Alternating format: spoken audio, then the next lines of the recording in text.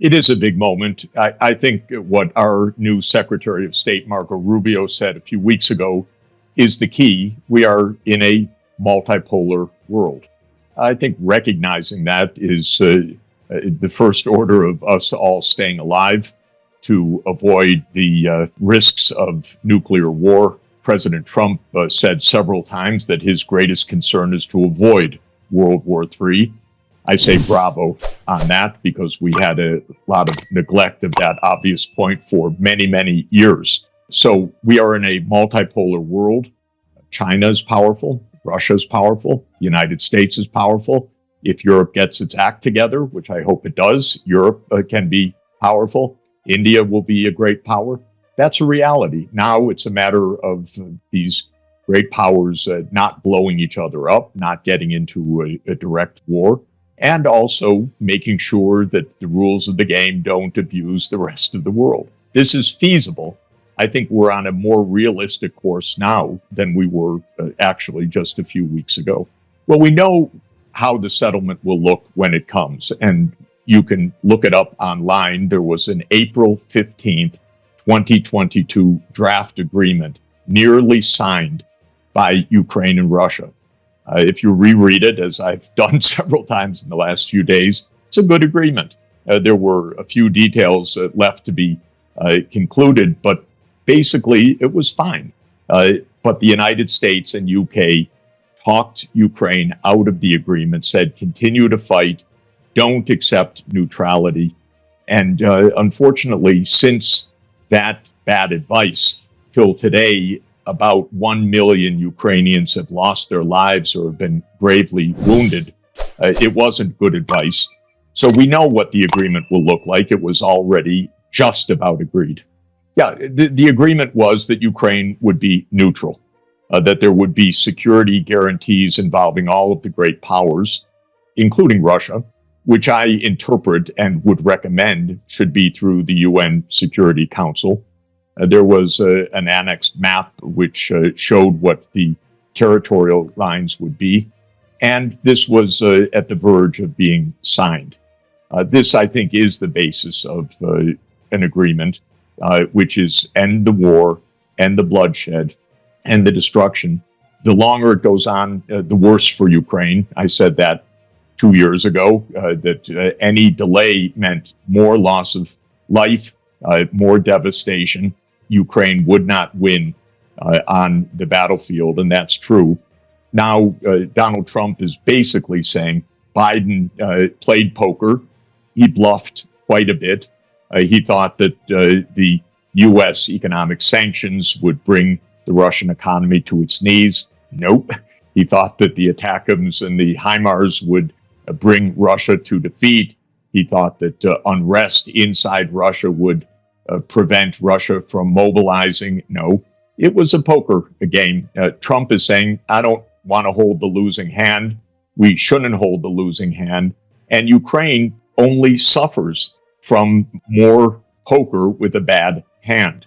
Now, Zelensky may be trapped by extremists around him who threaten him maybe with his life or whatever if he makes any concessions. But he says until today, well, there can't be any peace other than the full restoration of Ukraine's territory up to the borders of 1991. It's impossible. It was impossible then. It was impossible in the context of the Maidan coup. It was impossible for anybody who has followed events closely from then till now.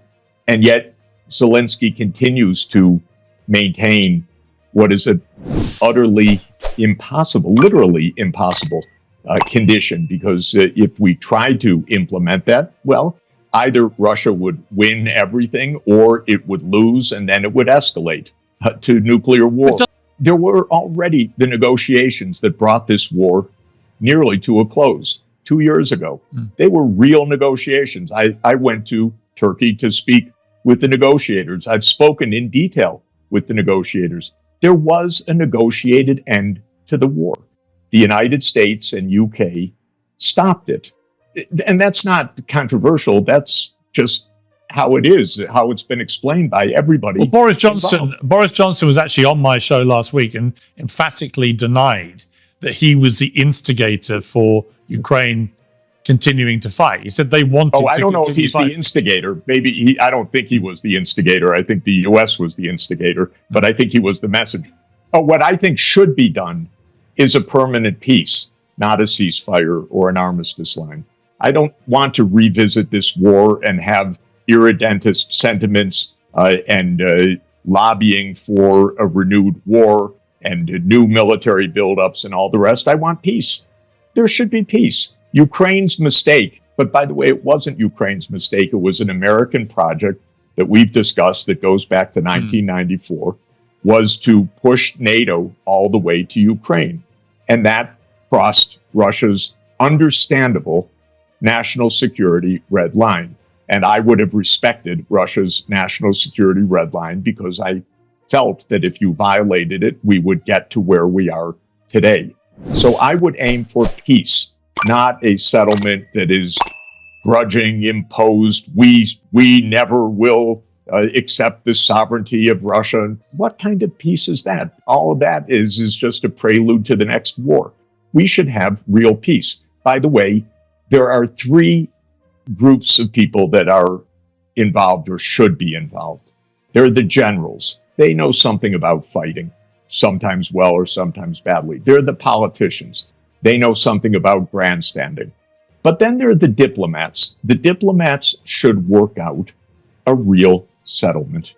And while it's not very popular to say, I'm going to say it, the United Nations Security Council should be the ultimate place where that arrangement is settled, including China, including Russia, including Britain, France, the United States, all as co-guarantors of a true peace. Not an armistice line, not a frozen conflict, not something that Ukraine never accepts. No, an end to this war, because we have more important things to do on the planet than have a future in which the question of Lugansk and Donetsk play a central role in somebody's politics.